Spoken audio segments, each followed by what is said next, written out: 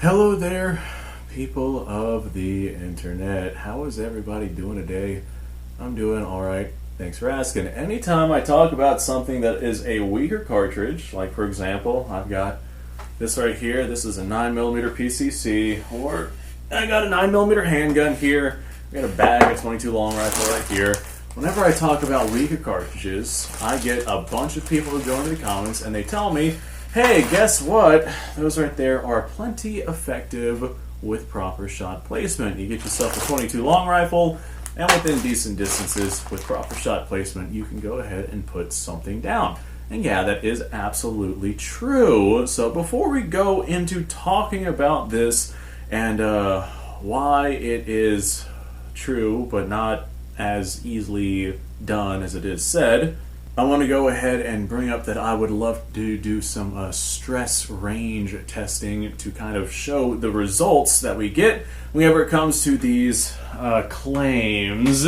So if you would like to help me get out to a range, then Patreon and Utreon are down below, or I'm selling some t-shirts if you want to go get yourself one to help the cause, or you do a one-time donation from the t-shirt store. All that being said, if you like this type of stuff, because I do military surplus and we have firearms discussions and all sorts of stuff on this channel, go ahead and subscribe to the channel because you are among the right crowd. I've got like 95% of you guys that are not subscribed.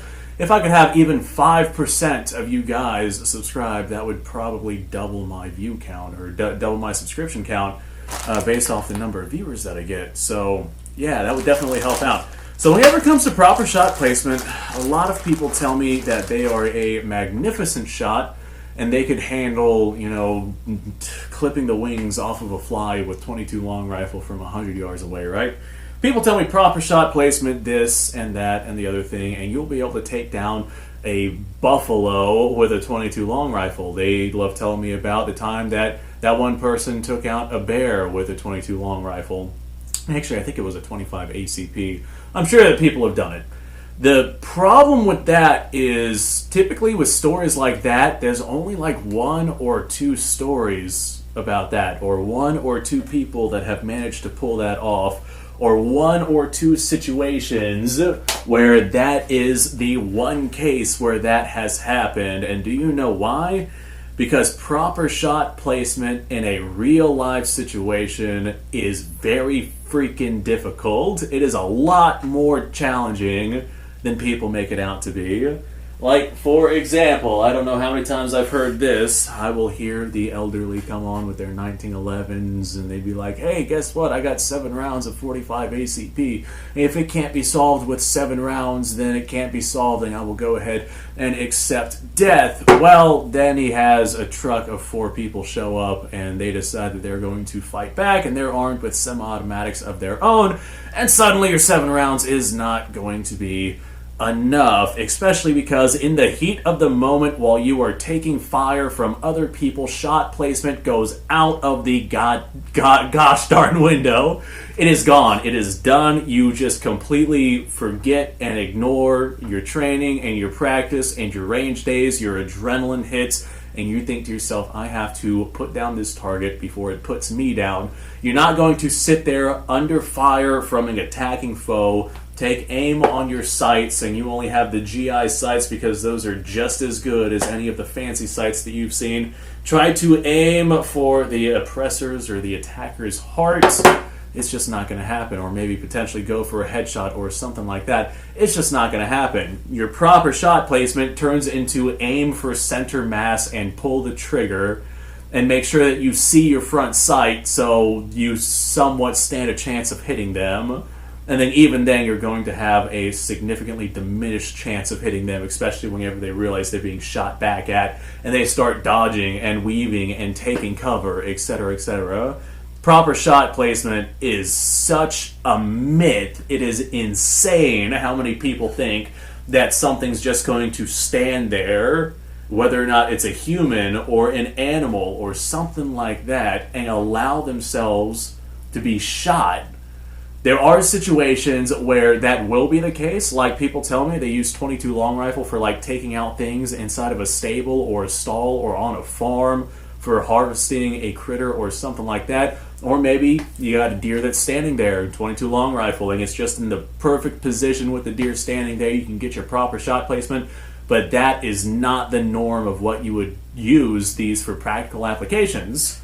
If you're using these for a practical application in terms of trying to defend yourself or trying to take something down that has a proper means to be able to run away and put up a fight or whatever it is that it has the ability to do, depending on what situation it is that you're talking about here, that 22 long rifle with the proper shot placement is no longer valid. At that point, if you manage to get a center mass shot and nail a 22 long rifle in a vital area in order to properly and immediately put down a threat, then that is nothing short of luck. And that's what a lot of these situations are whenever we hear about, for example, the person who took down that bear with that 22 long rifle. How many people do you think went up against a bear with a 22 long rifle and didn't make it? And then we had this person get lucky, and now that's the only story that I hear about because it can be done, so it must always be able to be done, right? Until you find yourself with a bear right on top of you, gnawing on your intestines while you're trying to get proper shot placement with your 22 long rifle. Proper shot placement in a real life context is just not viable. It's not something that people can reliably rely on. Now, that being said, there are definitely ways to make proper shot placement more reliable to an extent. I use that term very, very loosely. Like, for example, if you're rocking a rifle that has some sort of stock, and you have some sort of red dot to where you have fast target acquisition with your red dot, you could pull off proper shot placement really, really quickly, even whenever you are dealing with a threat that is firing back at you. The beauty about something like a red dot system as opposed to an iron sight system is you don't have to line up your iron sights. Well, you don't have to line up your sights with a red dot system like you would with iron sights. Whenever you're lining up with iron sights, if you're under stress, under duress, your accuracy severely diminishes. Iron sights can be incredibly capable, but you have to manually line them up. And if you're taking fire and ducking and weaving and out of breath and exhausted and hungry or whatever situation it is that you're doing, if you're not in a perfect scenario to where you can line up your iron sights, suddenly that becomes a severe hindrance, a severe con. Now, that's not something that you get with something like a red dot. You can just put that red dot wherever it is on that person's body that you want those rounds to go, pull the trigger, and those rounds are going to be able to go downrange and make those shots on target. However, that is just something that makes shot placement easier, not necessarily something that makes it viable. Some people train so diligently and so professionally, and they're so incredible at what they do, way more than I am. I am definitely not up there to that point yet, to where they can simply operate off of muscle memory in order to have proper shot placement on a target and really viably, adequately, and quickly put lead down range to stop something in its track by getting a vital hit point on their first shot simply because they've done it so much. But most people, like probably yourself and myself, can't manage to pull something like that off, especially if we find ourselves in a stressful situation. So this is the rant that I've been wanting to bring out for quite a while.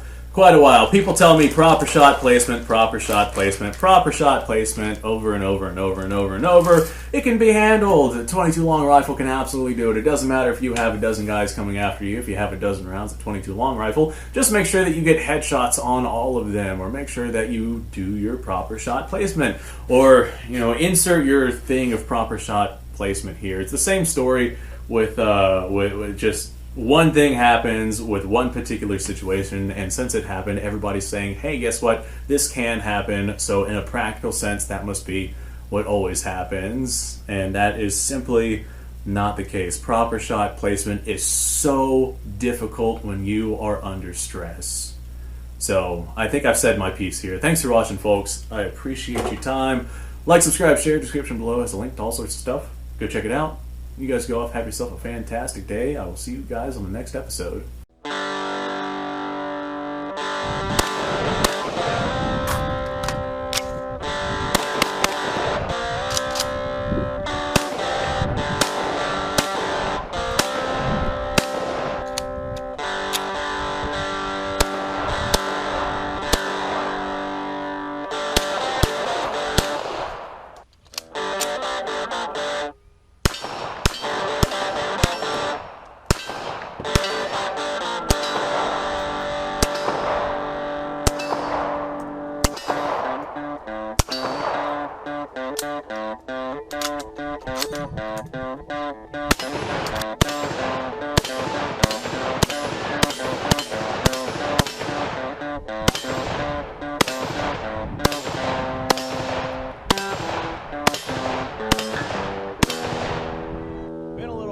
since I've done this.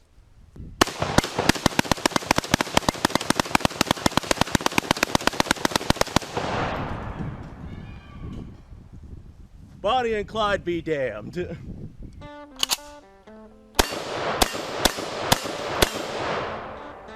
poor man's Garrett.